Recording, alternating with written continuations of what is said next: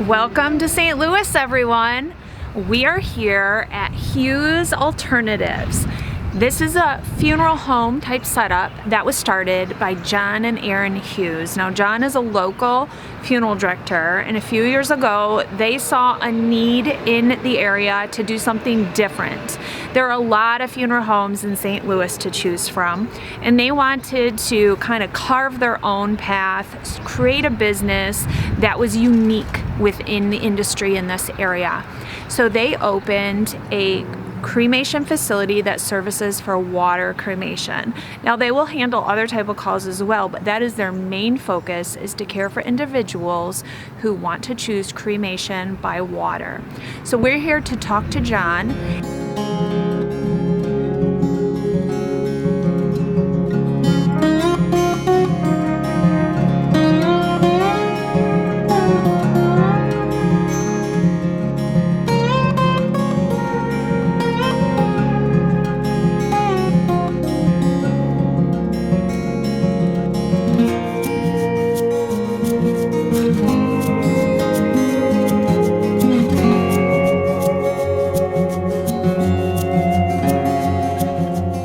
Hi, I'm John Hughes. Along with my wife, Erin Hughes, we have opened up Hughes Funeral Alternatives here in St. Louis, Missouri. We are the first and only providers of alkaline hydrolysis here in the state of Missouri. We have trademarked it or called it flameless cremation. We provide it through ourselves in area funeral homes here within the state of Missouri and Illinois.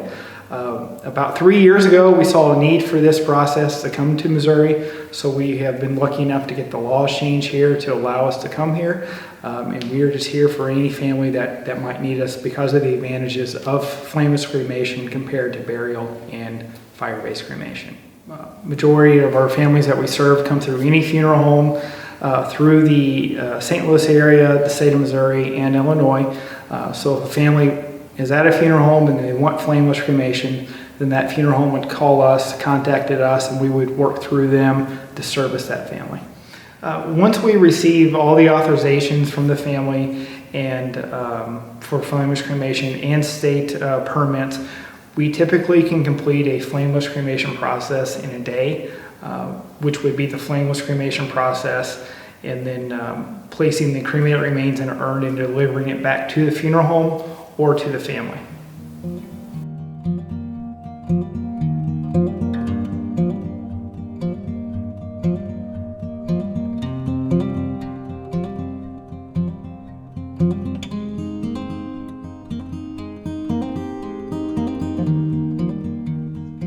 I introduced myself, but my name is John Hughes, obviously. My wife Erin and I opened this business. We're in our third year now. January 1st will be year number 4. So we found this building about 4 years ago and fixed it up.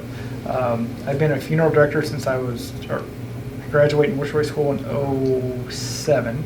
Have worked at a funeral home since I was 15, so this is all I know. And kind of have always heard about it, then really dove into it about 6 years ago, and just couldn't believe that this wasn't offered here. Funeral home owners said that I would be dumb to even think about wanting to do it. It would never work, it would never take off. So my wife and I got frustrated and we just put one in ourselves. So the first, 2.5 years, we only operated through area funeral homes, and that's where the majority of our business comes from. But as of February of this year, we're able to accept a call from the public too as well for a direct flameless cremation. So we obviously don't do any services here, but if a family calls and say we just want a cremation, the urn at the cemetery, or bring it to her house or a park or whatever, we can help a family out doing that as well. We also do green burials and anatomical donations as well. So we really do everything that most funeral homes don't do. They maybe have on the back of their price list that they offer it, but they don't, it's there in case someone needs it, but they don't offer it. And so we're doing everything else that they may not want to do. People are just wanting something different now, so that's what we're here for.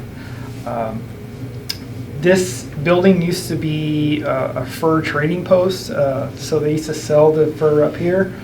They used to cut it back here, And where the crematory is, the machine is, that's where they used to hang the pelts. So it's actually a vault. You'll see the original vault door on there. So the main door had to be cut out and the garage door had to be cut out as well. So it's kind of cool.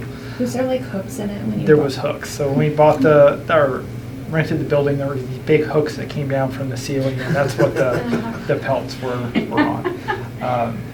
So back in the garage, we actually had the machine, all the equipment to operate for drying the remains and processing and putting them in the urn. We also have a walk-in cooler. So we're just going to take you back there and see everything. I'll open the machine up for you all, kind of show you how it works, and then it's up to you. You tell me what you want to talk about, any questions, comments. We're an open book. For this to work, we don't want to hide anything from people. We have nothing to hide. We want everybody to be comfortable if they do choose us, so that's why we're so excited that you're here. So we have nothing to hide in that regards. Our machine and the history behind it is actually Jeff Edwards' machine. It was the first one made for a funeral home. He operated 20 cases on it, and his state board shut him down. So he wasn't able to even turn it on, and we were able to purchase his machine through him. So actually the one that you see is machine number one. From a cleanliness aspect of it, without a doubt. I mean, there's no soot, there's no, There's no environmental footprint. At all. We don't even have a stack that goes outside of the building. Everything is kept within that garage. There's two types of machines. There's a low pressure and a high pressure. We have a low pressure unit, which means the water stays below 212 degrees, so it doesn't boil, which makes steam or pressure. You could open the machine. During the process, it works under atmospheric pressure. To me, that's better for a couple different reasons, but it just does take a little bit longer to do. Simple parts of it, there's obviously the chamber. There's two heaters in the back that would get the water to about 208 degrees during the process. And then there's a motor in the back that goes down, which operates a propeller that just spins and agitates the water. To start a process, the basket was coming out. Everybody's placed in this basket, which is put on the table here.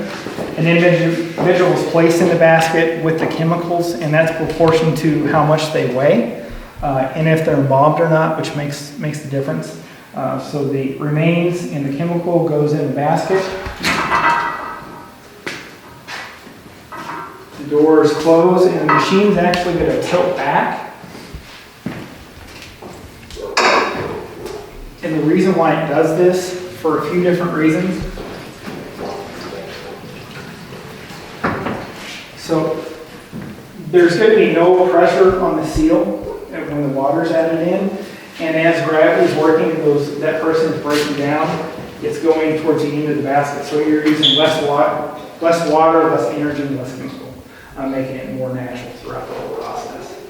At the end of the process, the machine's then cranked back down. The basket's taken out where the bone remains are removed, dried, and then processed into that mineral bone ash. So our weight limit here, and we use the lift here, lift to lower somebody in, but it's 400 pounds. The machines now are rated for 600 to 800 pounds, so they have gotten a little bit bigger. With this being the first one, it is small, but a 400-pound individual will fit in this machine. The remains are put into the convection oven behind you. We can usually do a fan overnight, or if we wanted to do it in about 45 minutes, we can just add a little heat to it. That dries the mineral bone ash out, and then it's placed in a processor, that behind you, which just processes them into a fine mineral bone ash, and it almost looks like flour, baking flour at the end. And then, of course, placed into an urn. This size here. And St. Louis has real funky water. There's a lot of stuff added to it, and we've had to learn that. But it's something I didn't even think about when we opened, and then it's just been, trial and error. It's all about speeding up the process as far as how can we take a few hours off here and there for the family's sake to make it faster for them. Now, one more question. I had heard with the water that comes off, can you use it like for plants and farming and stuff? You could. The state allowed us to do that. State Board of Embalmers. It's from a fertilization standpoint, it's liquid gold. So you could use it for, there's a place in Denver that donates 100% of their water to a tree farm, and it's just excellent for that. I think eventually we'll be there, but that's just not here yet. So Some people get grossed out by that thought. I'm like, well, I've heard it's like pretty much sterile. It's not harmful. no, it's good. Mind you, like she said, what goes down their drain anyways. Right. So people freak out. With And being an embalmer myself, I've seen the water from this, I've seen the water from embalming, and there's more solid pieces that would go down the drain during an embalming process as opposed to this. And I think that's the number one misconception of what goes down the drain following this process. People just have this, thoughts and ideas in their head, which is not true. There's two chemicals that we use, KOH and sodium NaOH. That's the KOH. That's the number one chemical that we use. It's just flakes. You'll see, if you read the back of your cosmetics or shampoos or shaving creams, there's a little bit of that in there. And it's just basic lies all the rest. That's pretty much what does the process. So that was in the big containers? Yes, that's in this one here. Okay. Then there's sodium hydroxide, which does the same thing, but it's not as strong, so to speak. It's from a cost perspective, the NaOH is less, so it kind of offsets the price of what the KOH is. But both of them together combine to do it. So I can do a process with just one of the chemicals by itself. But both of them together, it's a good ratio. You're not putting a ton of chemical. It keeps the costs at a More reasonable. reasonable. Do you have to remove pacemakers or other medical implants We do for not. this? We do not. The battery with pacemaker, it's not hot enough for there to be any problems unlike fire-based cremation. Any medical implants such as knees, hips, joints would just be in the basket following the process. So none of those items have to be removed before.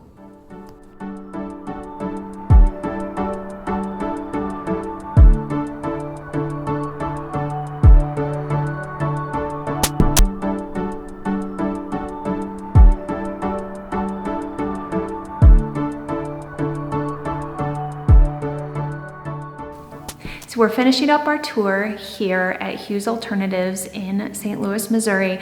I'm so thankful to John for him taking the time to educate me a little more, show me his business and how he facilitates a cremation by water, and educating the viewers and the students that came in today to tour and ask questions. I've learned a lot more every time I talk to somebody who has a facility for this type of cremation. I learn more, I get to see more, I get to understand the process and how this type of a business is run. And it makes me love it even more. Because as I've told you guys, I do love this process for so many reasons. So if you have more questions about this, drop them in the comments below. Let us know what maybe we didn't cover that we can cover in the next video and that we can get you information on. So thanks for joining me, and I'll see you guys on my next adventure. Bye.